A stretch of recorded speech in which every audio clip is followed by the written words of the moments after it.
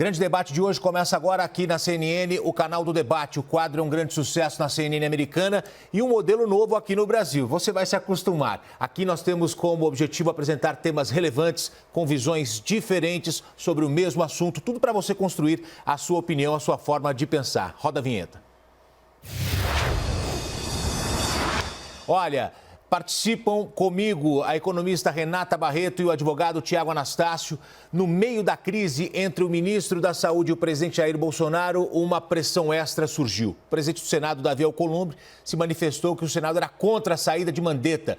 Como é que vocês avaliam essa intervenção de outros poderes nas decisões do presidente? Eu começo com você, Tiago Anastácio. Bom dia. Bom dia, Gotino. Bom dia, Renata. Bom dia aos telespectadores da CNN. Eu avalio muito mal, mas avalio muito mal dentro de critérios que hoje serão colocados aqui.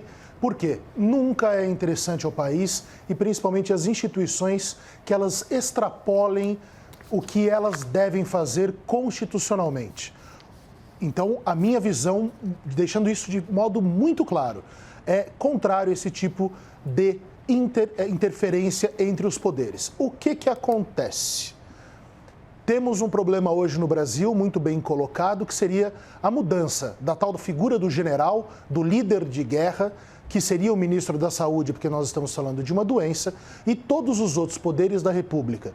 Porque já tem feito isso há bastante tempo, desde governos anteriores, com interferências, com a passagem de recados. Tudo isso tem sido parte. Eu discordo que isso tenha ocorrido antes e discordo que ocorra nesse momento.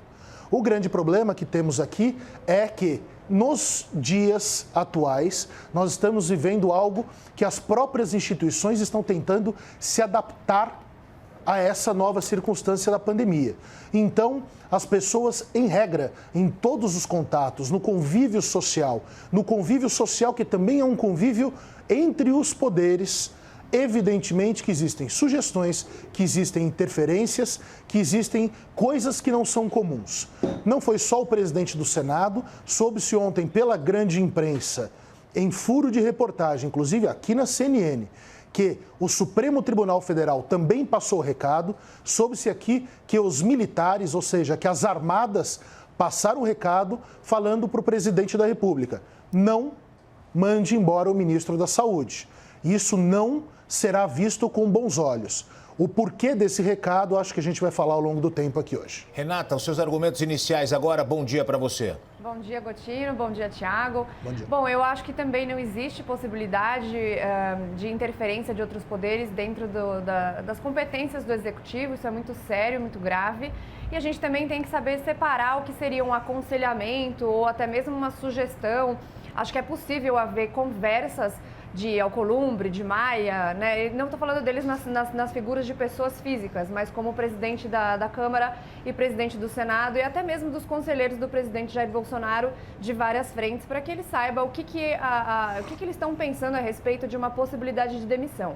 Por outro lado, o presidente também acaba demonstrando um pouco de fraqueza, na minha opinião, quando ele fala que vai demitir, ameaça que vai demitir e não demite. Agora, do ponto de vista de interferência direta de outro poder, como a gente está vendo acontecer com o Supremo Tribunal Federal, como o Tiago falou, a gente vai falar disso daqui a pouco, é bastante grave e a gente tem que falar disso bastante, porque isso não acontece desde hoje, já existe uma tentativa de juristocracia, digamos assim, onde os juízes acabam falando demais, os juízes do Supremo principalmente, falando demais quando não são acionados. Então, acho que a gente vai falar disso mais pra frente. A interferência nos poderes é absolutamente uma excrescência, Gotino. Então, eu já vou colocar esse tema para vocês agora. O ministro Gilmar Mendes disse que qualquer decisão contrária à OMS não terá apoio do Supremo Tribunal Federal. É mais um recado ao presidente da República. Qual a sua avaliação, Tiago? Vamos deixar as coisas bem claras. O ministro Gilmar Mendes, nós sabíamos já há alguns dias e já falamos sobre isso aqui, se tornou uma espécie de interlocutor com o Planalto. Se ele é um interlocutor, ninguém fala sozinho. Significa que o presidente da República tem ouvido o ministro Gilmar Mendes. Goste-se do ministro Gilmar Mendes ou não se goste do ministro Gilmar Mendes. O que é colocado aqui, e isso precisa ficar muito claro, é que advogado-geral da União, representando o Estado, o governo, a União ou o presidente da República, fez uma afirmação ao Poder Judiciário, dizendo, depois de instigado pela Ordem dos Advogados do Brasil, numa ação de descumprimento de preceito fundamental. O que disse o AGU, o doutor Mendonça, o ministro Mendonça? Que o presidente da República se calcará e se alinhará às ordens da OMS. Ou seja, é uma declaração ao Poder Judiciário. Se estivéssemos em outros países, e aqui, Gotino, eu vou fazer a comparação, não é especificamente assim que acontece no Brasil, se houver uma alteração agora, depois dessa declaração da AGU, nós teríamos o que nos filmes americanos nós conhecemos como perjúrio, de uma forma mais ampla. Estou adaptando o que nós sabemos pela cultura americana com o que acontece no Brasil, porque nós temos um outro tipo de sistemática jurídica, mas houve, de fato, o fato é esse. Houve uma afirmação da Advocacia Geral da União para o tribunal, dizendo que o presidente Bolsonaro seria orientado a partir do que a OMS, órgão técnico de saúde mundial, vamos chamar a OMS, aqui, Gotino, de a ONU da Saúde, embora seja, evidentemente, um suporte para a ONU, né? Então, temos esse fato específico.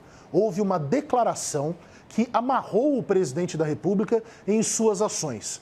Poderia ter dito o presidente da República via advogado que é o dele, né? O AGU, Advogado-Geral da União. Poderia ter dito, existem outras cientificidades sendo apresentadas. Não posso afirmar o que será feito. Não posso afirmar qual será o cronograma de combate a esse vírus. Não posso A, B, C ou D nesse momento. Mas o presidente foi e fez uma afirmação ao Supremo Tribunal Federal. Essa afirmação, se for descumprida, gerará consequências jurídicas à presidência da República. Esse é o fato, a circunstância. Eu concordo plenamente com a Renata, já coloquei aqui várias vezes, o direito ele deve sempre ser respeitado. Se falamos que alguém tem que cair da presidência da República, se alguém deve ser preso, condenado ou absolvido por causa da lei, a lei não é só a penal, a lei também é a das liturgias, porque é a liturgia que nos dá tranquilidade para o trabalho. Renata, como é que você avalia essa declaração de Gilmar Mendes sobre seguir o que diz a OMS e o que chegar de forma contrária não vai passar no Supremo? Bom, primeiro que me causa estranheza essa obrigatoriedade de seguir a OMS. A OMS é, como o Thiago falou, meio que a ONU da saúde, mas isso não extrapola a soberania do país. Então, o que o presidente decidir, de acordo com o que tiver dentro do legislativo, o que o presidente decidir, seja via de decreto, seja via PEC, seja qualquer coisa, é soberania do país, que o presidente tem essa prerrogativa, não necessariamente precisa cumprir com as recomendações da OMS. E cabe lembrar, antes até de fazer um julgamento de valor a respeito do Gilmar Mendes, que a OMS errou bastante. A OMS aceitou todos os detalhes que foram passados, as informações erradas e distorcidas da China. A OMS não recomendou o uso de máscaras até outro dia. O próprio presidente, o diretor-geral Tedros da OMS já fez algumas recomendações que se mostraram erradas depois. Então, acho que também está no momento, como eu falei ontem, de reflexão desse momento de crise que a gente passa, inclusive dos órgãos globais internacionais. E temos aí a OMS e temos aí a ONU. A ONU, por exemplo, acabou de nomear a China para o Conselho de Direitos Humanos, a mesma China que repreendeu e prendeu médicos e suprimiu informações muito importantes. Então, o STF vir a público para dizer que não vai concordar com algo que for feito pelo presidente do Brasil dentro das suas prerrogativas com um órgão internacional que ele sobrepassa, não sei se existe essa palavra, mas ele passa das prerrogativas do presidente, passa da soberania nacional, me causa bastante estranheza. E daí o Gilmar Mendes vem a público, dentro de uma entrevista, inclusive como o Thiago falou aqui na CNN, falando sobre todas essas questões, sendo que aliás, ele fala como o Supremo, sendo que ele nem presidente do Supremo é. Então, eu acho que os poderes, eles não, está na Constituição, eles são independentes e devem ter harmonia. E o que a gente vê é justamente o contrário. Então, eu sou completamente contra essas manifestações que, embora não sejam diretamente políticas, tenham um cunho político. O Gilmar Mendes, como qualquer outro juiz não poderia fazer esse tipo de declaração, pelo menos esse é o meu entendimento, o Thiago pode falar melhor da parte técnica, esse tipo de declaração que, de uma certa forma, é contra um membro atual da política. Então, tudo isso é muito complexo, mas eu acho que o ponto principal aqui para mim, Gotino, é essa reflexão que a gente tem que fazer em relação a essas organizações supranacionais. Olha, deixa eu entrar num outro ponto aqui. O gabinete de crise para tratar da pandemia do novo coronavírus tem reuniões com médicos sem a presença do ministro Luiz Henrique Mandetta. No dia em que o ministro foi mantido no cargo, o presidente chamou a médica Nise Yamaguchi para integrar o gabinete. E foi em um almoço sem a presença de Mandetta. Apesar da permanência do Mandetta, a relação segue abalada? Essa é uma pergunta. Outra pergunta, quando o presidente traz uma médica que tem uma linha de raciocínio mais para aquilo que o presidente pensa, o que significa isso, Thiago? Então, Gotino, nós estamos vivendo um momento de ciclismo no Brasil, ou seja, tudo é circular. O ministro Mandetta permanece do cargo, mas num período de crise como o que nós vivemos, ontem o Ministério da Saúde não trabalhou. Vejam um absurdo a que nós chegamos. Não trabalhou por quê? Gavetas foram limpas, gavetas foram esvaziadas. O presidente da República não demite porque não tem a coragem de demitir, sofre a pressão e cede a pressão. E vamos deixar bem claro, não é só do Supremo Tribunal, que concordo plenamente com a Renata, a lei proíbe os juízes de se manifestarem sobre qualquer coisa que está sob júdice. Eu sou muito conservador nesse aspecto, discordo por quê? Porque senão você abre portas para um proselitismo que é inútil ao futuro do Brasil. O ministro disse A ou B na época do Lula. Mas agora ele disse isso. Não, o ministro julga. Juiz julga o caso. Eu não gosto desse tipo de atitude. Acho, inclusive, que essas atitudes são ilegais. O problema é que nós estamos aceitando isso há muito tempo. A médica é uma médica muito reconhecida, uma pessoa que deve ser aplaudida, premiada, importantíssima no combate ao câncer. Ela tem uma posição sobre a cloroquina que muito se parece com a minha, mas dentro do critério individual. Se eu for infectado com esse vírus, eu quero qualquer remédio que me seja possível, o que é diferente do que é a atitude pública, porque eu tenho a minha individualidade. Mas muitas pessoas podem até ser vítimas desse remédio, ou é o que se diz. Nós precisamos entender aquilo que o ministro Mandetta tem explicado muito bem, e ele é bom no proselitismo, ou seja, na capacidade de convencer, é que as situações científicas, hoje no mundo, graças ao bom Deus, economia, direito, medicina, acho que só não acontece muito na matemática, só na matemática especulativa. O que acontece hoje? Nós temos uma opinião, fazemos um paper. Esse paper precisa ser bombardeado. Não é bombardeado do criticado de forma boba e inútil. O paper tem que ser bombardeado por outros argumentos. Se esses argumentos não forem o suficiente, o paper pode ser publicado e pode até se tornar um protocolo de atuação. Se o paper cai, outro deve ser feito, talvez até pela pessoa que bombardeou e tinha uma outra posição.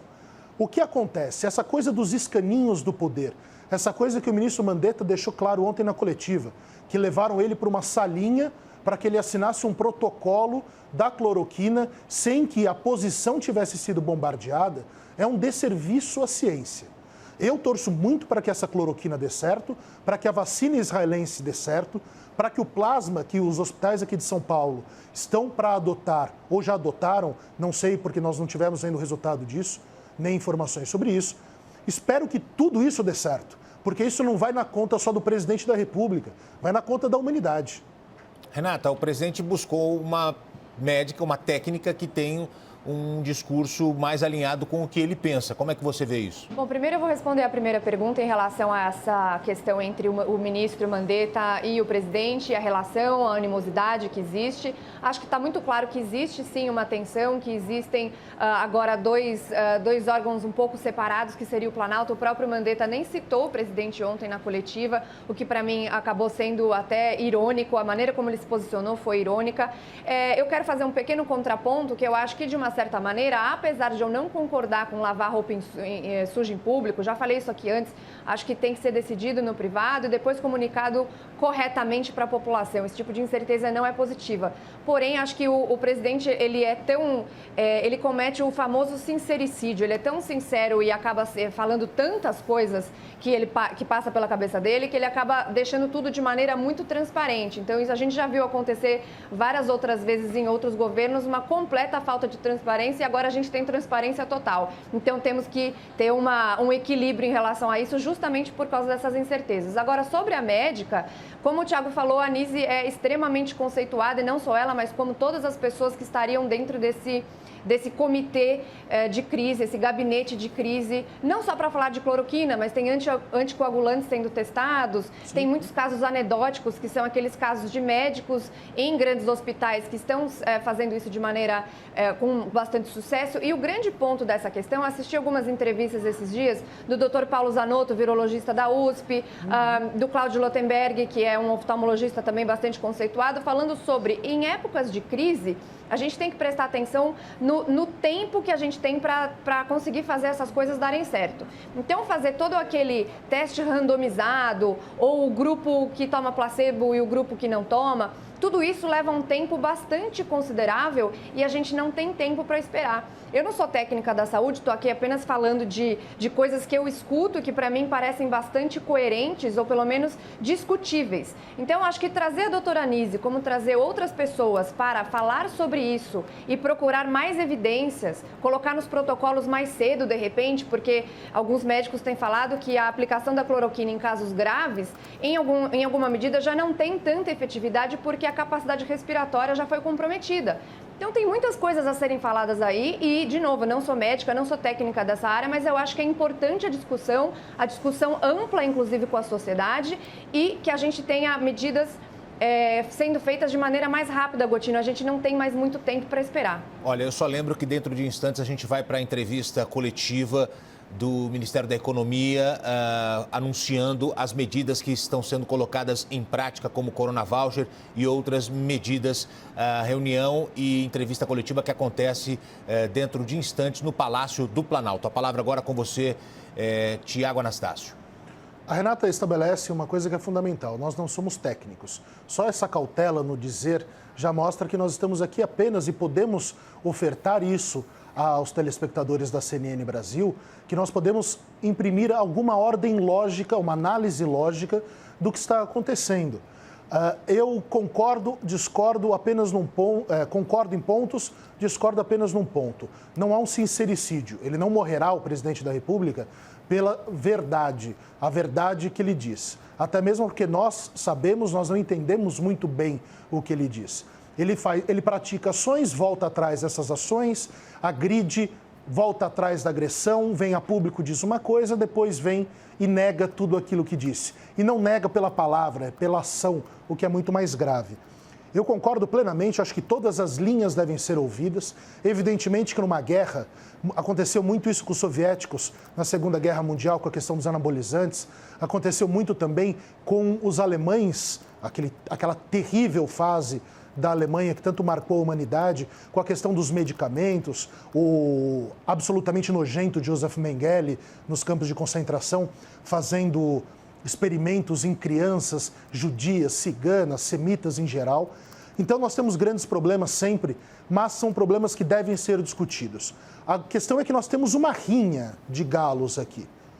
O ministro Mandetta se torna uma figura muito forte no poder, evidentemente com o apoio de mais de 70% da população às suas ações, com apoio aos estados, com outras linhas do governo se alinhando ao Estado. E quais são essas linhas? Os militares, que são a base de apoio do Jair Bolsonaro. Mas, ainda bem, dentro da democracia, os militares podem ser, dentro dos critérios democráticos, apoio. Eles são brasileiros, e são patriotas. Okay. Não se pode negar o patriotismo deles. Então, é muito importante que fique claro, o debate tem que ser amplo. A questão é, o que é um protocolo? O protocolo é o uso sistematizado de algo, o que é diferente dos casos específicos. A cloroquina não está sendo ofertada aos pacientes nos hospitais a bel prazer. Os médicos olham, fazem a avaliação e injetam ou dão a cloroquina. Outra Thiago. coisa é o protocolo, que é a liberação geral, o que precisa de melhor ciência, mas uma coisa não exclui a outra. Esse é o grande ponto que precisa ficar claro. Deixa eu passar a palavra agora para a Renata, por favor.